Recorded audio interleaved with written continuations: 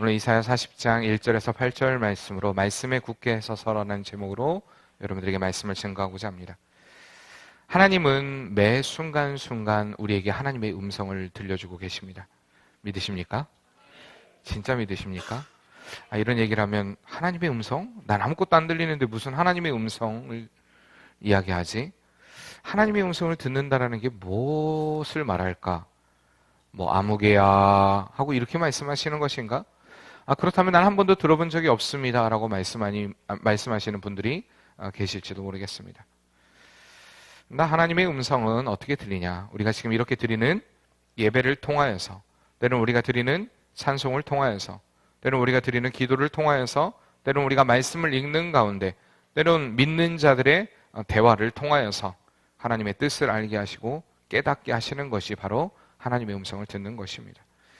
어떤 이에게는 그러한 음성들이, 그렇게 들려지는 하나님의 음성이 무서운 경고의 음성으로 들릴 수도 있고요.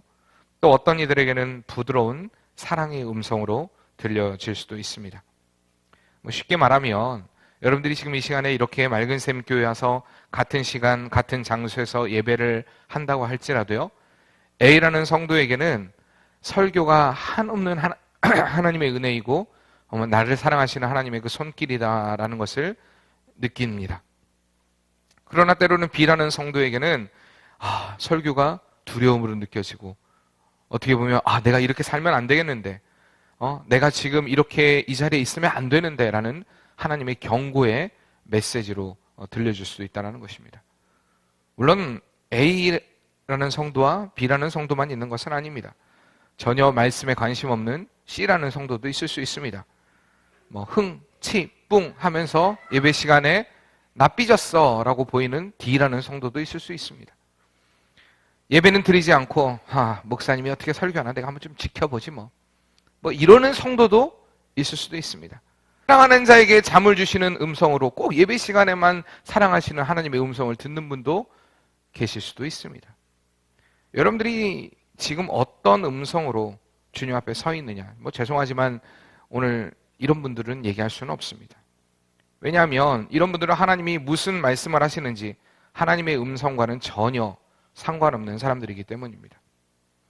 만약 그런데 지금 이 순간에 이 말씀을 듣고 그래, 내가 하나님의 말씀을 사랑의 음성으로도 경고의 음성으로도 아닌 그 말씀에 관심도 없고 그 말씀을 생각지도 않고 목사님 어떻게 설교하나 좀 내가 봐야지, 나는 너무 피곤해, 이런 마음을 먹고 있다가 만약에 지금 이 시간에 제 이야기를 듣고 이 설교를 듣고 그래, 내가 지금 이래선 안 되겠지, 그래, 말씀 앞에서 내가 깨어 있어야겠지라고 여러분들이 경고의 음성으로 지금 말씀을 듣는다면 그들에겐 또한 희망이 있는 것입니다.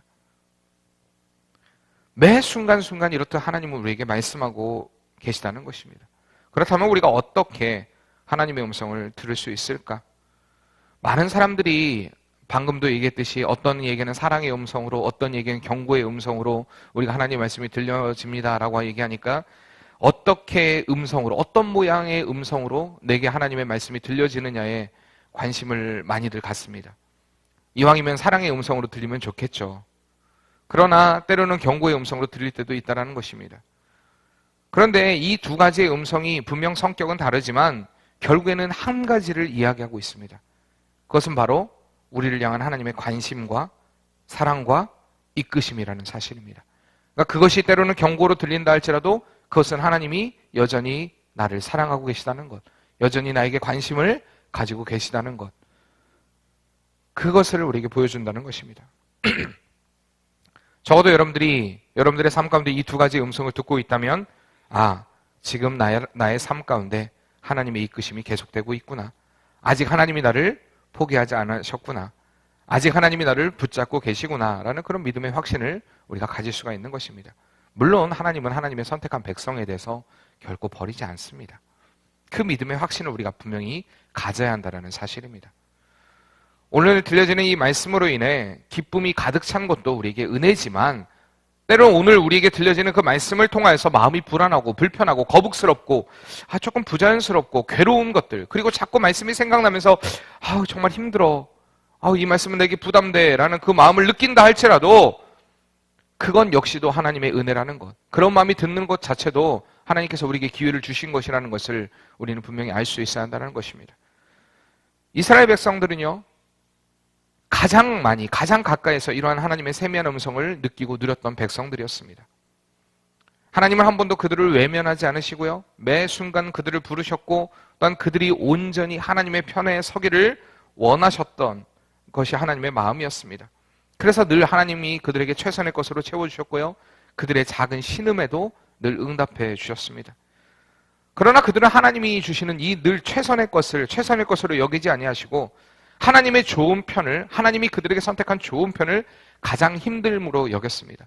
하나님이 애굽에서 인도하셔서 광야에서의 생활을 그들에게 허락하셨을 때 이제는 노예에서 해방이었고 약속의 땅 가나안을 바라보도록 비전을 허락해 주셨지만 그들은 그것을 힘듦으로 여겼다는 것입니다. 늘 그리고 불평과 불만으로 여겼습니다. 어제 우리가 삼려전도회하고 청년회가 선교지를 방문했는데요, 장세영 목사님이 이런 말씀을 하시더라고요. 교회 안에 원불교인이 있습니다. 교회 안에 원불교인이 있습니다. 이게 무슨 말일까? 여러분들이 원불교인 아닙니까? 그러시더라고요. 여러분들 혹시 원불교인 있으십니까? 교회 안에 원불교. 원불교가 뭐냐? 한번 따라해 볼까요? 원망과 불평하는 교인. 그런 교인들을 향해 뭐라고 얘기합니까? 저 교회 다니고 있는데 혹시 원불교인 계십니까? 원망과 불평으로 가득 찬 교인. 근데 이스라엘 백성들이 늘 하나님 앞에 이렇게 원망과 불평으로 가득 차서 하나님과 점점 멀어져 갔다는 것입니다. 그래서 그들이 들어야 했던 하나님의 음성은 늘 경고의 메시지였습니다. 사랑의 메시지가 아니라 늘 경고의 메시지. 너 그렇게 하지 마라. 너 내 편을 떠나면 안 된다. 너 나한테 돌아와야 된다. 너 우상을 섬기면 안 된다라는 늘 경고의 메시지로. 또한 그들이 겪어야 되는 삶은 늘 고통이었습니다. 그러나 이것은 하나님이 그들을 버림이 아니라 여전히 그들을 사랑하시고 돌아오기를 원하는 하나님의 사랑이었고 하나님의 마음이었다는 사실입니다. 사랑하는 성도님들, 다시 한번 여러분들에게 묻고 싶습니다. 여러분들에게 하나님의 음성이 어떻게 들려주고 계십니까? 경고의 메시지로 들리고 계십니까? 아니면 사랑의 메시지로 들리고 계십니까? 여러분들 향한 하나님의 만지심이 고통입니까? 아니면 기쁨입니까? 만족입니까? 그것이 어떠한 음성이든 또한 어떠한 만지심이든 하나님은 지금 여전히 우리를 기억하시고 우리를 사랑하시고 우리를 이끌어가고 계시다는 그 사실을 우리는 결코 잊지 말아야 할 것입니다. 오늘 본문 말씀해 보니까 1절에 하나님께서 한번 1절 말씀 다시 한번 읽어볼까요? 너의 하나님. 자, 오늘 본문 말씀에 하나님이 이스라엘 백성을 향해 뭐라고 부르고 계십니까? 너희의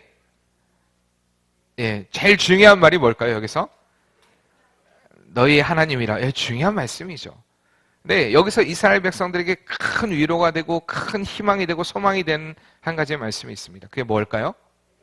그렇습니다. 내 백성이라고 하나님이 그들을 부르셨다는 것입니다. 우리가 이사야 1장부터 39장 말씀까지 보면 하나님은 심판의 메시지를 통해 이스라엘 백성들을 멀리 쫓아내어 마치 버려진 사생자와 같이 그들을 철저히 외면하셨던 것을 보게 됩니다. 그렇지만 이제 다시 이 40장 말씀을 통하여서 하나님은 이스라엘 백성들을 향하여 내 백성이라 부르면서 회복을 약속하고 계시는 것입니다. 이러한 부르심은 이스라엘 백성들에게 굉장히 큰 기쁨이었을 것입니다. 이러한 또한 하나님의 부르심은 이스라엘 백성들과의 관계가 어떤 이익의 관계가 아닌 아버지와 아들 그 관계, 즉 피로 맺어진 관계라는 것을 다시 한번 각인시키는 그러한 말씀이었습니다. 늘 이스라엘 백성들은 어땠습니까? 하나님 앞에 달면은 취하고 쓰면 뱉고 늘 하나님에게 불순종의 삶을 살았지만 하나님은 자신의 자식 같은 이스라엘 백성들에게 그들의 신음을 외면치 않으시고 다시 그들을 구원하시겠다. 메시아를 통한 구원의 약속을 그들에게 들려주고 계신 것입니다. 마찬가지로 오늘 말씀을 통해서 이것이 이스라엘 백성들에 대한 이야기가 아니라 오늘 바로 저와 여러분에게 들려주는 하나님의 음성이라는 사실인 것입니다.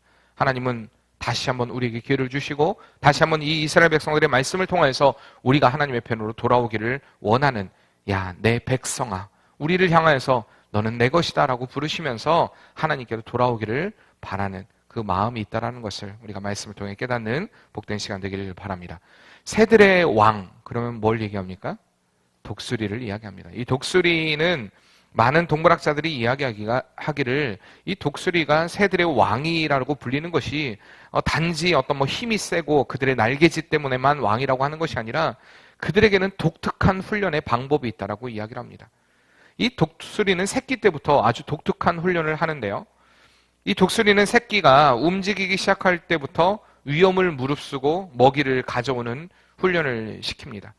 이 독수리가 만약에 둥지에서 움직이지 않고 나는 날개짓을 못해요 라고 해서 움직이지 않으려고 하면 반드시 둥지 밖으로 독수리를 이렇게 쳐서 밖으로 내보내게 됩니다.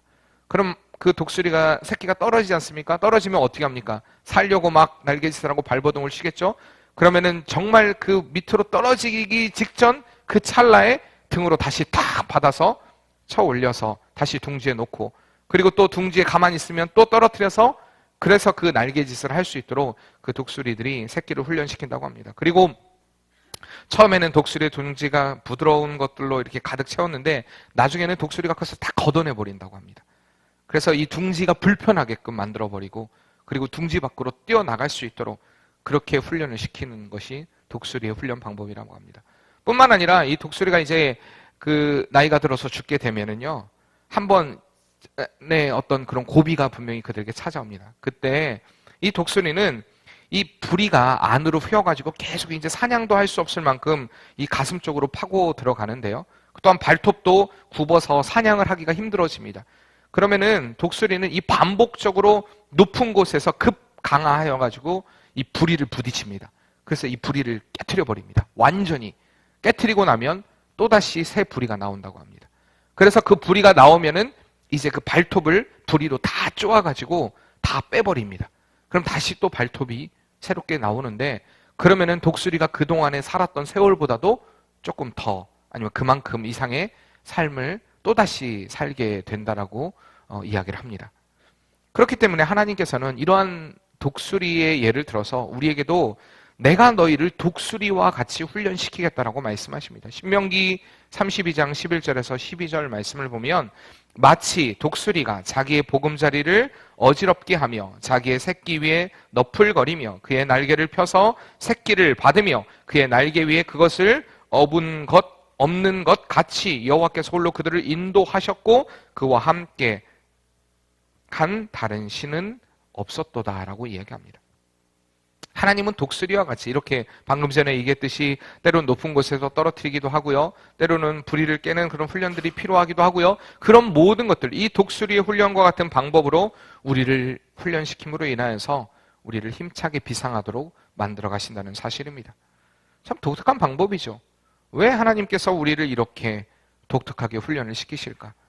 그것은 결론적으로 얘기하면 우리를 죽이고자 함이 아니라 우리를 살리고자 하는 하나님의 계획이고 하나님의 인도하심이라는 사실입니다. 이사야 6장에 보면 하나님은 과거 그 하나님의 어전 회의에서 하늘의 어전 회의에서 이 이스라엘 백성들을 유다 백성을 멸망시키기로 결정하셨습니다. 그들이 멸망하는 것을 바라보면서 하나님이 고소하다. 정말 통쾌하다. 야, 너희 잘됐다. 그래, 잘됐다. 너희들 이렇게 하는 거 하나님이 그러한 어떤 편한 마음으로 그들이 그렇게 고통당하는 것이 즐거워서 그 일을 허락한 것이 아닙니다. 그들의 죄악과 우상숭배 그리고 하나님에 대한 불순종을 깨닫기를 원하셨고 또한 그러므로 인하여서 하나님 앞에 돌아오기를 원하는 마음으로 때로는 이방 나라를 일으켜 그들이 노예의 삶을 살게 하셨고 침략도 당하게 하셨고 고통도 겪게 하셨던 것입니다. 이스라엘 백성들은 그것을 하나님의 버림이라고 생각했습니다. 그러나 그것은 하나님의 버림이 아니라 다시 이스라엘 백성들을 회복시키고 다시 깨닫게 해서 살리고자 하는 하나님의 계획이었다는 것입니다. 그리고 오늘 말씀을 통해 다시 이제는 내가 너희를 회복시키겠다. 이것은 아직 되어지지 않은 일입니다. 되어지지 않는 일에 대한 예언입니다. 우리가 이사야 1장에서 보면 새벽에서 보셨던 분들도 알겠지만 1장에서 보면 하나님이 이 모든 것을 이사야를 통한 예언의 말씀으로 주신 것입니다. 이렇게 회복시키겠다. 내가 이렇게 했다. 오늘 그 회복의 메시지를 우리가 세 가지로 살펴보기를 원하는데 먼저 1절과 2절 말씀을 통해 보면 첫 번째 하나님의 약속은 뭐냐? 내가 너희의 죄를 사하여 주겠다는 약속입니다. 여러분들 한번 생각해 보세요. 우리의 삶 가운데 가장 큰 하나님의 위로, 가장 큰 하나님의 기쁨이 여러분들은 무엇이라고 생각합니까? 정말 냉정하게 우리의 삶 가운데 나를 돌아보면서 하나님이 내게 주시는 가장 큰 기쁨, 하나님이 내게 주시는 가장 큰 만족이 무엇일까? 아마 어떤 분들은 하나님, 나 좀 좋은 집에 살고 싶어요. 하나님, 내 자녀가 조금 잘 됐으면 좋겠어요. 하나님, 내 부모가 좀 잘 됐으면 좋겠어요. 하나님, 내 사업이 번창했으면 좋겠어요. 그러면 내가 정말 큰 기쁨을 누릴 것 같아요. 라고 이야기하실 수도 있습니다. 그러나 그것은 진정한 기쁨이 없습니다. 진짜 성도의 참된 기쁨은요, 다른 어떤 것이 아니라 바로 죄사함의 기쁨인 줄 믿습니다. 나의 죄를 사해해 주었다는 것. 이것은요, 내게 새로운 생명, 영원한 사망에서 생명을 얻게 된 사건이기 때문입니다.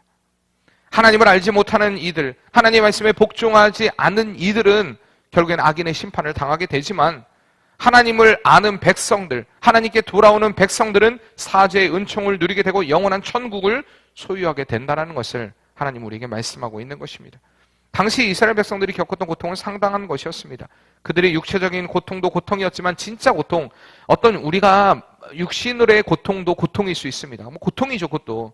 그러나 그보다 더 큰 고통은 마음의 고통입니다. 뭐 더 크다, 더 작다라고 말할 수는 없지만 어쨌든 이스라엘 백성들의 육체적인 고통, 노예 생활의 고통도 고통이었지만 진짜 고통은 하나님이 나와 함께, 더 이상 이제 나와 함께 하지 않는다라고 생각되는 것. 이제 더 이상 내게는 희망도 소망도 없이 나는 버려진 사람이라는 것. 이것이 아마 이스라엘 백성들에게 더 큰 고통이었을 것입니다. 우리의 삶 가운데 고난이 깊어지면요, 그 고난이 너무 커 보입니다.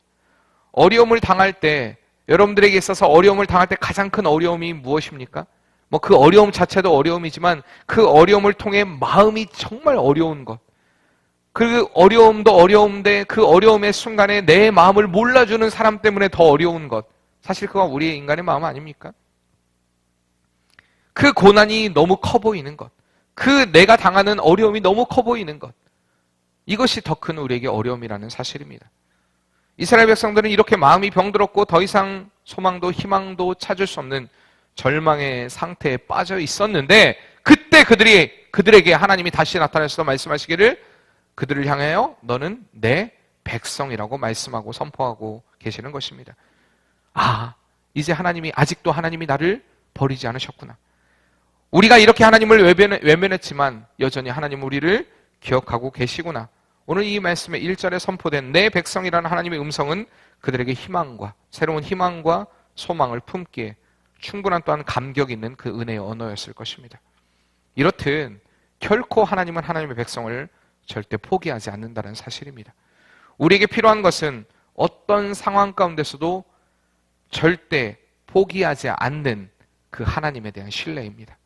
내 지금 상황이 어떻든 내 형편이 어떻든 내 처지가 어떻든 그것이 중요한 것이 아니라 하나님은, 따라해봅시다. 하나님은 절대 나를 포기하지 않으신다.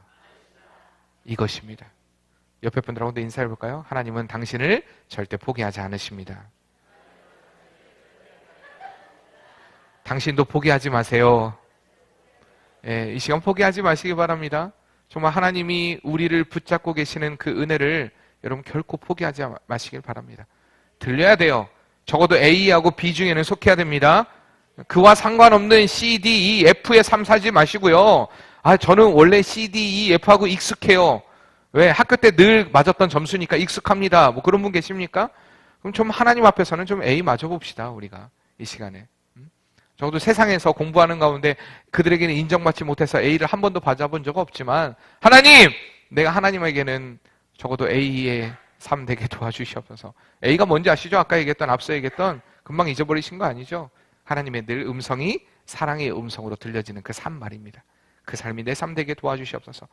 우리가 이렇게 기도하는 삶이 되어야 합니다. 절대 포기하지 않는다는 거예요. 어떤 순간에도 이 하나님에 대한 신뢰, 앞서 이야기했듯이 어떤 이익의 관계가 아니라 하나님은 아비와 자식의 관계와 같이 그보다 더한 사랑으로 우리를 바라보고 계시고 우리를 다시 한번 일으키기를 원하신다는 사실입니다. 그러나 많은 사람들이 이 하나님을 받아들이지 못했습니다. 또한 이렇게 우리의 죄악을 사해 주시는 하나님에 대해서 잘 이해하지 못했습니다. 성경에 이 하나님을 이해하지 못했던 대표적인 인물이 등장합니다. 그가 바로 누굴까요?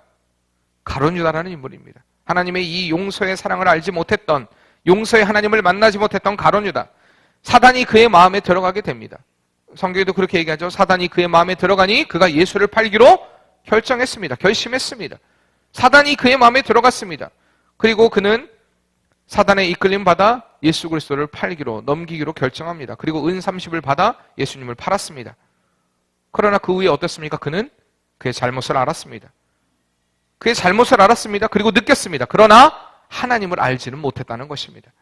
잘못을 알고 뉘우쳤지만 용서하시는 하나님의 사랑을 받아들이지 못한 그는 극단적인 선택을 하고 맙니다. 그러나 같은 죄악을 범했던, 아니 그보다 더 큰 죄악을 범했던 베드로가 어떻습니까? 베드로는요, 자신의 죄악을 깨달았습니다. 닭이 울기 전에 내가 나를 3번 부인하리라.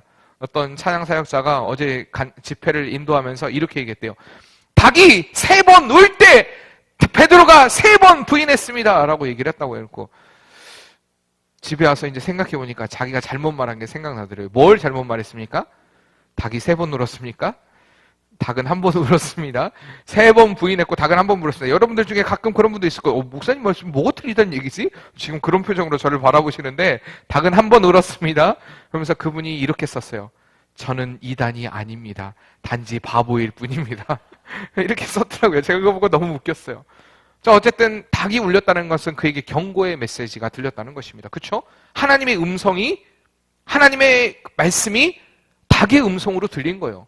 하나님이 닭이라는 얘기가 아니라 닭의 음성을 통하여서 하나님의 말씀이 생각나게 되었다는 것입니다. 그래서 그는 거기서 돌이킵니다. 자신의 죄악도 알았지만 용서의 하나님도 알았기 때문에 그 문제를 누구 앞에 가지고 나아갑니까? 하나님께 가지고 나아갑니다. 그리고 기도합니다. 주님, 나의 죄를 용서해 주시옵소서. 둘 다 동일한 범죄를 범했지만 그 죄악으로 인해 둘 다 고통스러웠습니다. 그러나 그들의 결과가 다른 것은 그 문제를 가지고 하나님 앞에 나아왔느냐, 나오지 않았느냐, 죄사함의 하나님을 느꼈느냐, 느끼지 않았느냐의 차이였다는 것입니다. 때로는 우리 인간의 삶이 겉으로 보기에는 불신자들과 당하는 그 고통과 똑같은 고통이 우리에게 있을 수 있습니다. 어쩌면 이렇게 하나님을 믿는다고 하는데도 내가 불신자들이 당하는 그 고통과 같은 고통을 내가 똑같이 겪고 있지? 나는 왜 예수님을 믿는데도 똑같이 어렵지? 그러나 우리가 기억해야 될 것은 겉으로 보기에는 불신자들과 내가 똑같아 보이지만 그 결과는 완전히 판이하게 다릅니다. 그 끝은 완전히 다르다는 것입니다. 왜? 하나님께 완전히 내어 맡긴 자들과 하나님의 편을 버린 자들의 삶은요, 결과적으로 천국이냐 지옥이냐 완전히 다른 결과를 맞이하게 된다는 사실입니다. 그렇기 때문에 우리의 삶 가운데 늘 이 죄사함의 기쁨을 주시는 하나님을 만나는 것이 중요합니다. 때로는 우리에게 아까도 말씀드렸지만 경고의 하나님의 메시지로 들릴 수 있고요, 사랑의 음성도 들릴 수도 있습니다.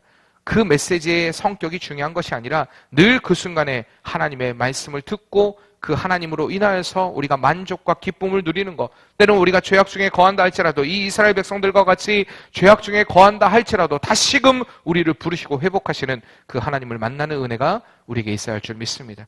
이스라엘 백성들은 왜 그 죄사함의 기쁨을 다시 한번 누리게 되느냐? 이제 그들은 그 죄에 대한 보응을 다 겪었다는 것입니다. 그들이 죄에 대한 대가를 지불했습니다. 그들의 유배 생활을 통하여서, 그들의 어려움을 통하여서. 그러나 그것이 그들이 다 지불했다는 것은 아닙니다. 결국에는 그들이 다 할 수 없는 그것을 하나님은 이제는 메시아를 통하여서, 예수 그리스도를 통하여서 다시 다 회복시켜 줄 것에 대한 약속을 주시고 있는 것입니다. 마찬가지입니다. 우리도 분명히 대가를 지불해야 됩니다. 우리가 너무 많이 듣는 말이지만 하나님께 그 대가를 지불한다는 것이 무엇일까요? 너무 많이 듣는 말씀이에요. 자, 우리가 죄사함의 기쁨을, 그 은혜를 누리려면 우리가 반드시 지불해야 될 대가가 있습니다. 그 대가는요, 먼저 우리의 삶 가운데 우리를 위해 보내주신 예수 그리스도를 믿는 믿음입니다. 근데 그 믿음이 그냥 생기냐? 아닙니다. 내가 철저한 죄인임을 알고 주님 앞에 회개할 때 그 은혜의 역사가 내게 받아들여지는 것입니다. 그러니까 우리에게 먼저 일어나야 될 그 대가를 지불해야 될 건 무엇이냐? 여러분들이 죄를 졌다면 반드시 하나님 앞에 회개해야 합니다. 반드시 회개해야 됩니다. 근데 그 회개가 어떤 회개냐? 예를 들어 우리 김태수 권사님이 우리 이순장 권사님하고 두 분이 막 싸웠어요. 뭐 그럴 일은 거의 없습니다. 뭐 체격이 틀려요. 체급이 틀려서 두 분은 싸울 수는 없습니다. 근데 이렇게 두 분이 막 싸웠어요. 막 싸워가지고 이제 난리가 났습니다. 내가 다시 흥칫뿡 안 보겠다 하고 삐졌어요. 교회를 같이 다니고 있는데 이렇게 옆자리에 앉고 있지만 절대 말하지 않습니다. 가까이 있지만 먼 사이가 되어버렸습니다. 두 분이 그래서 지금 떨어져 앉은 건 아닙니다. 어쨌든 그런 사이가 되었습니다. 그런데 어느 날 은혜를 받습니다. 하나님의 음성이 들려지니까 주님, 내가 죄인입니다 깨닫게 됐습니다. 그리고 하나님 앞에 고백합니다. 하나님, 나는 죄인입니다. 그리고 하나님이 나를 회복시키실 것을 믿습니다. 근데 반드시 그때 하나님이 들려주시는 음성이 있습니다. 그 음성이 뭘까요? 화해해라. 화해해라. 너희 둘 해결하지 아직 않았잖니. 근데 나한테 와서 예배하는 건 소용없다. 해결해라. 반드시 진짜 주님 앞에 회개했다면 이 마음이 주어진다는 것입니다. 많은 사람들이 하나님 앞에 내가 하나님과 바른 관계를 맺었으니까 됐다라고 생각합니다. 그러나 하나님과 바른 관계가 맺은 사람은, 대신 관계가 맺은 사람은 대인 관계가 바로 맺어집니다. 그러니까 하나님과의 관계가 바로 되면 나와 너와의 관계도 바로 되는 은혜의 역사가 있어야 한다는 것입니다. 근데 많은 요즘의 크리스찬들이 하나님과 나와의 관계만 바로 맺으면 됐지라고 이야기합니다. 근데 이건 반쪽짜리 회개입니다. 아직 대가를 지불하지 않은 것입니다. 진짜 대가를 지불하는 것, 진짜 회개는요, 하나님과 나와의 관계를 회복했으면 너와 나와의 관계도 회복하는 그 은혜의 역사가 있어야 한다는 것입니다. 어쨌든 하나님께서는 이렇게 반드시 대가를 지불해야만 그 은혜의 은총, 죄사함의 기쁨을 누릴 수 있다라고 우리에게 말씀하셨고 또한 이스라엘 백성들에게 말씀하고 계시는 것입니다. 그렇게 우리에게 주시는 은혜가 근데 참 은혜인 것은, 진짜 은혜인 것은 그것이 값없는 은혜이기 때문입니다. 내가 어떤 노력을 해서 내가 회개할 수 있는 것 자체도 예수 그리스도의 십자가를 주셨기 때문에 가능한 일입니다.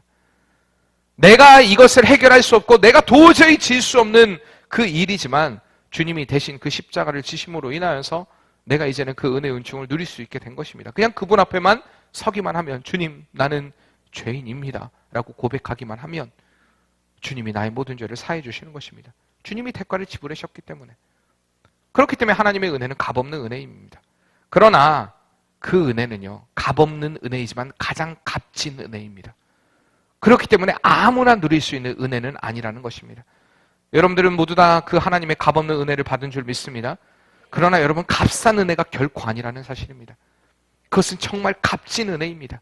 우리가 결코 잊지 말아야 될 사실이, 내가 이 자리에 이렇게 나온 것은 값없는 하나님의 은혜이지만 가장 값진, 다시 말하면 예수 그리스도의 그 십자가의 피로 인한 피값이라는 사실을 우리는 결코 잊어서는 안 된다는 것입니다. 여러분들의 삶 가운데 하나님 안에서의 그 깊은 위로, 이 이스라엘 백성들 같은 깊은 위로가 우리에게 있기를 원한다면, 그리고 그 죄사함의 기쁨을 누리기를 원한다면, 여러분들이 가지고 있는 그 모든 죄악들, 내 고집, 내 아집, 내 생각, 내 성격, 내 판단, 내 경험, 모든 것을 주님 앞에 내려놓고 그리스도 예수 앞에 철저히 회개함으로 그 죄사함의 은혜의 기쁨을 누리는 복된 성도의 삶 되기를 바랍니다. 두 번째로 하나님이 주시는 회복의 메시지가 무엇이냐? 3절과 5절에 보듯이 한번 따라해 봅시다. 하나님은 우리의 길을 내십니다. 인생의 길을 첩첩산중이라고 이야기를 합니다. 시편 23편 4절에 보면 다윗이 인생을 뭐라고 고백합니까? 우리가 23편 말씀, 여호와는 나의 목자시니 내가 부족함이 없으리로다 라고 고백합니다. 근데 다윗이 인생에 대해서 고백하기를 사망의 음침한 골짜기라고 이야기합니다. 인생을 보면, 이사야에서는 이 3절 말씀에 보면 그 인생에 대해서 뭐라고 얘기합니까? 우리의 삶에 대해서 한번 3절 말씀 같이 읽어볼까요? 외치는 자의 소리여 이르되 너희는 광야에서 여호와의 길을 예비하라, 사막에서 우리 하나님의 대로를 평탄케 하라. 여기 보면은 광야, 그렇죠? 산, 험난한 곳, 이런 것으로 표현하고 있습니다. 그러나 하나님의 자녀는 결코 이 광야 같은 세상을, 험난한 세상을 홀로 가지 않는다는 사실입니다. 하나님이 먼저 자녀들의 길을 예비하시고 동행하셨기 때문입니다. 그래서 이 길은 하나님의 역사로 새롭게 창조되는 여호와의 길입니다. 하나님의 백성이 해야 할 일은 여호와의 길을 예비하고 또한 참된 왕이신 하나님을 맞을 준비를 하는 것, 우리를 죄와 사망의 권세에서, 사망에서 구원하신 그리스도를 맞을 준비를 하는 것, 이것이 우리에게 필요한 일이라는 사실입니다. 세례 요한이 그의 길을 예비했던 것처럼, 예수 그리스도의 길을 예비했던 것처럼 우리도 주의 길을 예비하고 또한 주님을 따라가는 그 복된 삶이 되어야 한다는 것입니다. 어제 장 목사님이 그런 말을 하더라고요. 세상 사람들은 이야기합니다. 조금 더 교회에서도 어떤 일을 앞서서 일하면 아이고 저렇게 꼭 앞서서 교회 일을 한다고, 아이고 그리고 자기 이름 날리려고 저런다고. 조금 뒤쳐져서 일하면 아이고 꼭 교회 일하는데 꼭 저렇게 예수님을 따라간다면서 뒤쳐져서 예수님을 따르고 있다고. 아, 옆에서 좀 동행하려고 하면은 아이고 저거 막 꼭 동급인 것처럼 아이고 꼭 저렇게 옆에 서가지고 바짝 붙어가지고 아이고 꼴배기 싫어. 앞에서도 꼴배기 싫고 뒤에서도 꼴배기 싫고 옆에서도 꼴배기 싫고. 여러분 솔직히 그렇지 않습니까? 하나님이라 할 때 우리가 누군가를 바라볼 때 조금 잘하면 아이고 저만 잘났다고, 조금 못하면 아이고 왜 이렇게 저렇게 생겼을까, 조금 이제 중간만 하면 아이고 저봐 이것도 저것도 아니고 저게 뭐야. 여러분 그렇지 않습니까? 근데 예수님은 우리에게 뭐라고 말씀하시냐? 이제 어제 장목사님이 하신 말씀이에요. 말씀하시냐? 예수님 앞서서 가면은 너는 내 길을 예비하였다라고 이야기합니다. 그렇죠? 옆에서 가면은 야 너는 나와 동행하고 있구나. 좀 뒤에서 가면 뭐라고 얘기합니까? 너는 내 길을 따라가고 있구나. 이렇게 말씀하신다는 것입니다. 여러분 예수님이 이렇게 말씀하셨다면 우리가 어떤 자세로서 주님을 따라야 할까요? 또한 그렇게 따르는 자들에게서 어떻게 이야기해야 될까요? 어쨌든 중요한 것은 우리는 예수님의 길은 이미 예비하셨습니다. 예수님, 그렇기 때문에 우리는 후발주자입니다. 지금은 부지런히 주님이 예비하신 길을 따르기만 하면 됩니다. 따르기만 하면 돼요. 근데 따르다가 보면 때로는 동행을 하게 되고 때로는 우리가 먼저 앞서서 내가 다른 성도보다도 더 열심히 먼저 앞서서 이 일을 하리라. 저는 그것을 믿음의 선한 욕심이라고 이야기합니다. 교회 안에서 저는 욕심이 없어요. 네, 예, 그 욕심 없는 건요 세상에 가서 없고요. 하나님 앞에 와서는 욕심이 있어야 됩니다. 주님, 내가 그 은혜를 받아 누리기를 원합니다. 내가 주님이 주시는 그 은혜의 역사를 받아 누리기를 원합니다. 하나님이 만약에 지금 이 시간에 한 명만을 바라보신다면 그가 내가 되게 도와주셔서. 여러분 이런 믿음의 욕심을 가지고 주님 앞에 나와야 합니다. 저는 선한 욕심이 없으면요 진짜 성도 아닙니다. 베드로와 같은 배에서 나와서 내가 주님 앞에 걸어가리라. 그 다른 편을 선택할 수 있는 은혜가 꼭 여러분들에게 있기를 바랍니다. 하나님이 주시는 그 회복의 메시지. 세 번째는요, 따라해봅시다. 굳건하게 하심입니다. 오늘 본문에서는 인생을 뭐로 비유합니까? 인생을 풀로 비유합니다. 오늘 다 말씀에 있습니다. 풀로, 그렇잖아요? 풀로 우리 인생을 비유합니다. 모든 육체는 풀과 같이 연약해서 언젠가는 마르게 되고 모든 아름다운 꽃처럼 시들어 버린다는 것입니다. 여러분 이 꽃이 시들까요? 안 시들까요? 저번 주 부활주일날 온 꽃입니다. 난이죠, 난. 시들까요? 안 시들까요? 안 시듭니다. 왜? 좋아하니까. 이건 절대 시들 수가 없습니다. 그러나 이게 생활하면 어떻게 될까요? 시들겠죠. 여러분들 안 시들기를 원하십니까? 그럼 여러분도 박제하면 됩니다. 내가 이 모습 이대로 나는 영원히 살기를 원해. 생명이 없으면 됩니다. 가능합니다. 근데 우리는 생명이 있어요. 그러다 보니까 언젠가는 우리 죄악의 결과로 인하여서 우리는 언젠가는 내가 영원히 이 나이였으면 좋겠는데, 제가 사진 찍는 걸 별로 안 좋아합니다. 왜? 사진 찍으면 왜 이렇게 뚱뚱하고 왜 이렇게 막 주름도 많고 왜 이렇게 못생겼을까? 그 마지막은 뺄게요. 어쨌든 막 그런 생각이 듭니다. 근데 1년 뒤에 1년 전에 찍은 사진을 보면 어떻습니까? 여러분들? 왜 이렇게 그때는 탱탱했지? 왜 이렇게 이때는 빛났지? 이런 생각 안 드십니까? 또 2년 전에 찍으면 어떻습니까? 제가 맨날 그랬어요. 나중에 내가 살 빼면 그때 사진 찍어야지. 왜? 저한테도 V라인의 때가 있었거든요. 그 V라인의 때가 나한테 찾아오면 내가 사진을 찍으리라. 막 요즘에 여러분들 사진 내라고 하니까 진짜 여러분들을 전혀 알아볼 수 없는 사진들이 막 왔더라고요. 이제 곧 요람이 나와야 되는데 요람 사진을 보면서 이게 성도들이 과연 이것을 보고 우리 김 목사님이 사진을 분별하면서 이게 성도들의 얼굴을 알아야 된다는데 이거 과연 분별할 수 있을까? 좀 저는 의심이 되는 사진들이 몇 장 있더라고요. 근데 그런 사진 낼 때요, 다 좋은데, 이렇게 해서 내지 마세요, 이렇게. 이마만 나오잖아요, 이마만. 이마하고 얼굴만. 저 그런 사진 다 빠꾸 시키라고 했는데 어떻게 됐는지 모르겠네요. 사진이 정면에서 딱 나와야지. 보기 싫어도. 거기서 이쁘게 보여서 뭐합니까? 본인 얼굴이 지금 더 이쁩니다, 어쨌든. 근데 그래요. 우리는 이렇게 시들기 마련이라는 거예요. 그렇기 때문에 인생을 의지해서는 안 된다고 성경은 얘기합니다. 여러분들은 사람이 가장 변하기 쉬운 게 뭐라고 생각하십니까? 가장 우리 인간들에게 변하기 쉬운 것 뭘까요? 여러분 마음입니다. 마음만큼 변하기 쉬운 것. 그렇기 때문에 우리나라 말에도 화장실 들어갈 때와 나올 때의 마음이 다를 만큼 정말 우리나라 사람들은 특히 변덕이 줄긋듯합니다. 죽글듯합니다. 이렇게 변하기 쉬운 것들. 하루에도 수백 번, 수천 번 여러분 마음이 요동치지 않습니까? 내가 이렇게 살리라. 오늘도 말씀 듣고 나면 내가 그래! 주의 말씀대로 살아야지. 이제는 내가 불평, 불만, 원망을 버리고 하나님의 음성이 사랑의 음성으로 들려지는 삶을 살아야지.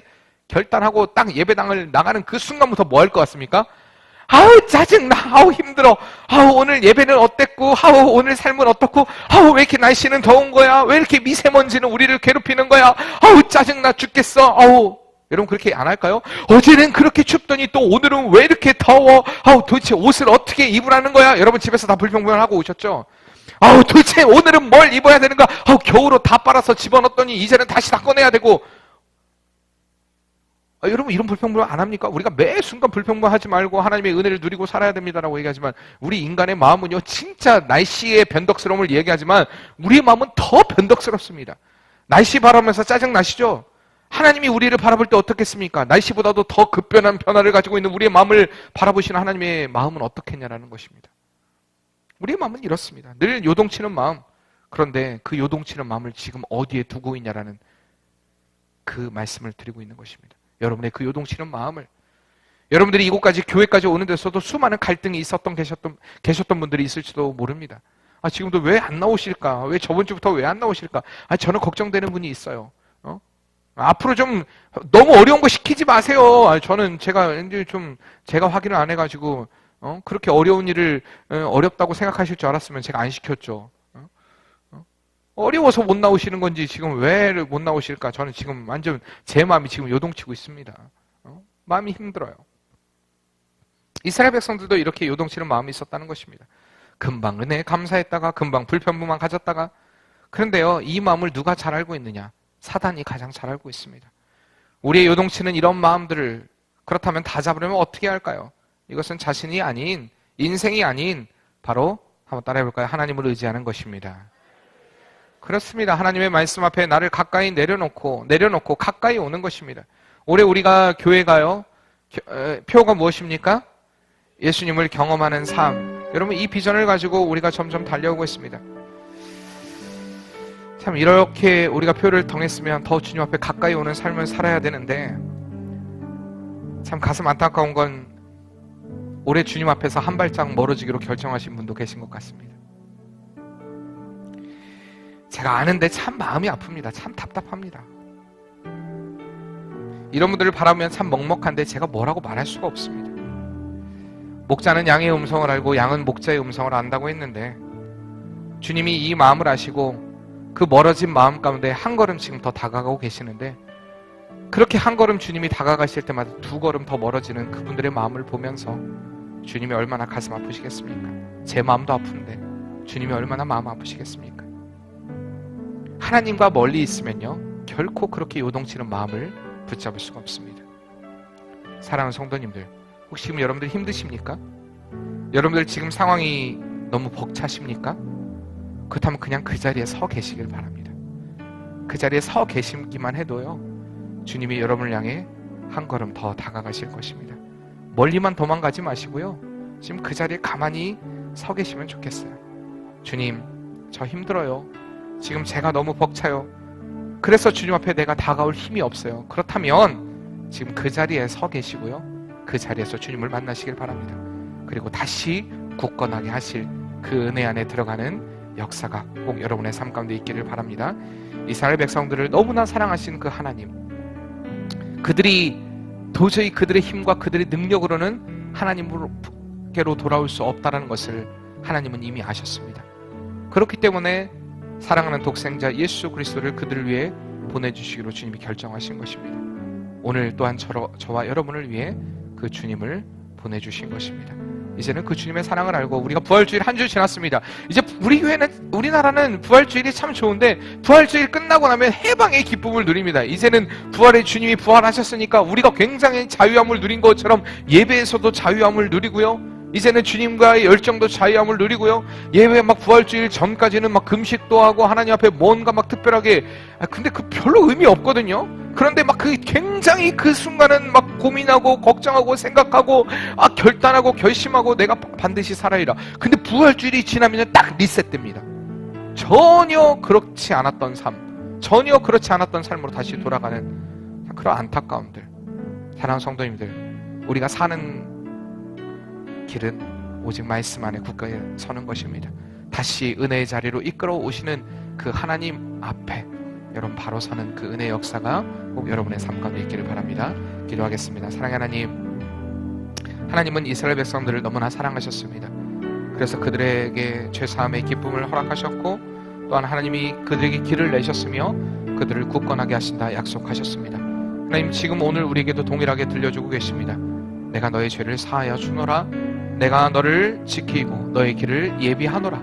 또한 너를 굳세게 하리라 말씀하십니다. 우리가 그 말씀을 붙잡고 주의 말씀 안에 굳건히 서는 그 은혜 역사가 일어나게 도와주시옵소서. 그러므로 늘 우리의 삶에 주님과 동행하는 아름다운 복된 성도의 삶 되게 도와주시옵소서. 믿습니다. 예수님의 이름으로 기도합니다.